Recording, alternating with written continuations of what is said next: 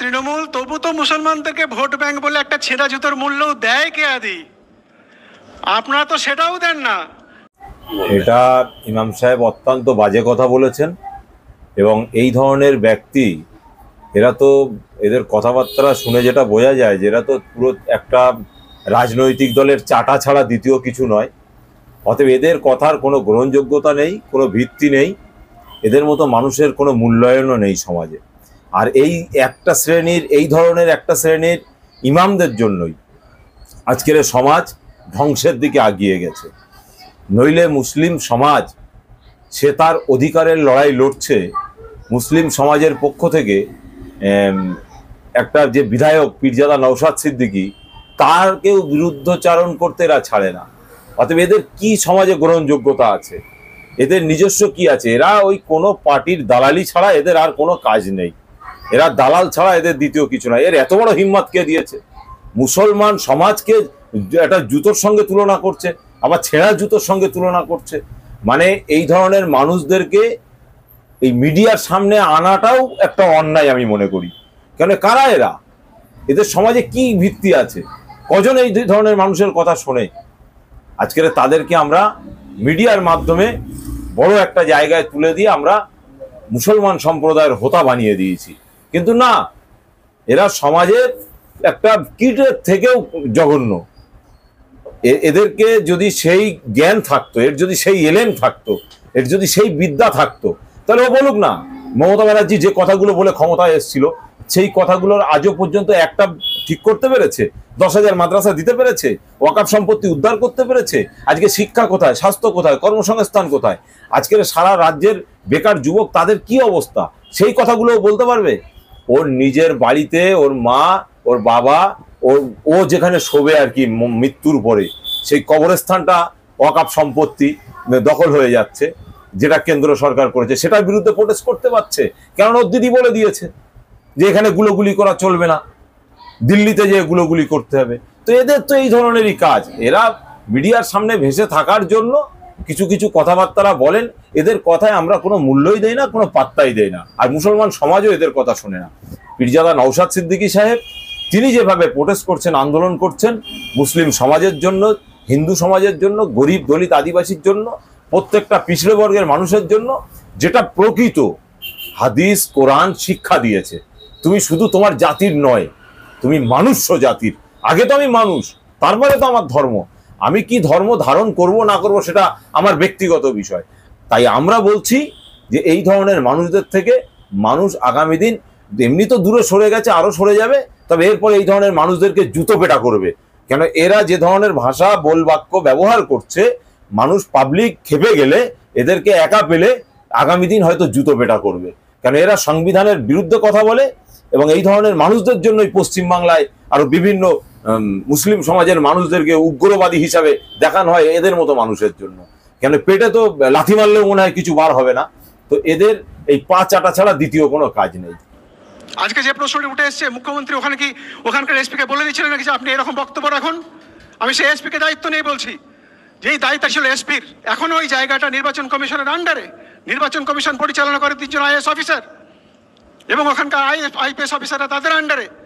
সেখানে মমতা বন্দ্যোপাধ্যায় বা রাজনৈতিক দল, তাদের দায় কোথায়?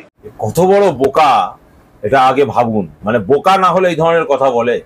তৃণমূল জয়ী হয়েছে, সে তার কাজ করবে, কিন্তু বিজয় উল্লাস করতে যে একটা প্রাণ চলে গেল, আর ও বলছে এটার জন্য দায়ী তৃণমূল নয়। আমরা দাবি করেছি মমতা ব্যানার্জিকে ক্ষমা চাইতে হবে, কারণ তার দল ওখানে জিতেছেন।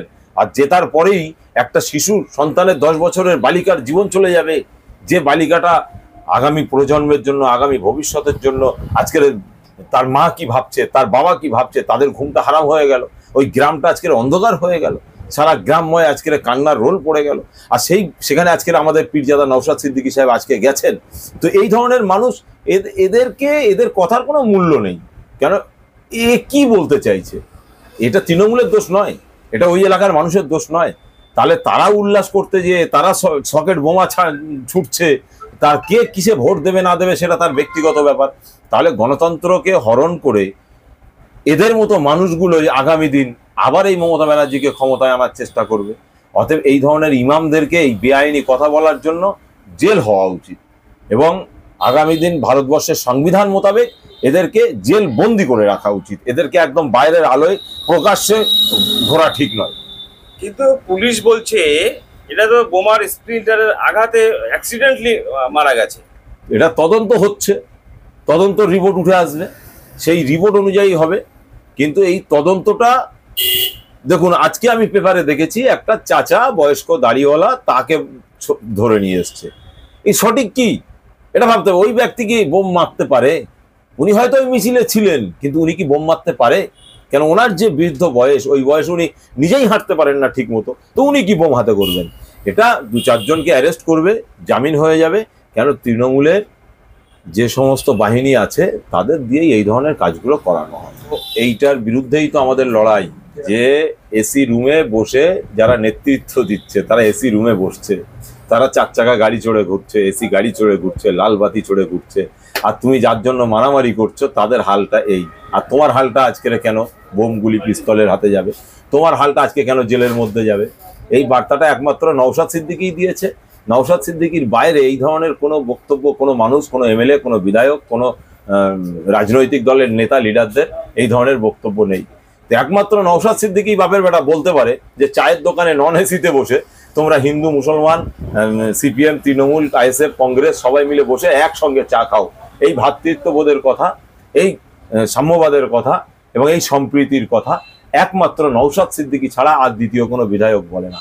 আমরা তো চাই মানুষ যে যে স্তরে আছেন সেই স্তর থেকে মূল স্রোতে ফিরে আসুন।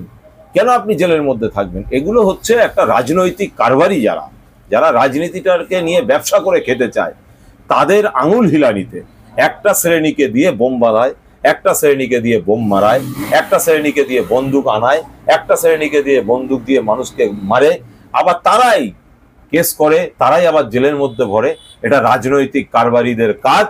আমি বলবো এই বাংলার মানুষকে যে এই ধরনের রাজনৈতিক কারবারিদের থেকে দূরে সরে থাকুন, যারা আপনার সুখে দুঃখে আপনার পাশে, এবং দলিত, আদিবাসী, হিন্দু, মুসলিম সবাইকে নিয়ে সিপিএম, তৃণমূল, আইএসএফ, বিজেপি যে যেখানে আছেন না কেন গণতান্ত্রিক পদ্ধতিতে চলার এবং বলার এবং গণতান্ত্রিক পদ্ধতিতে ভোট দেওয়ার অধিকারের কথা বলে তাদের সঙ্গে মিশুন, তাদের সঙ্গে চলাফেরা করুন।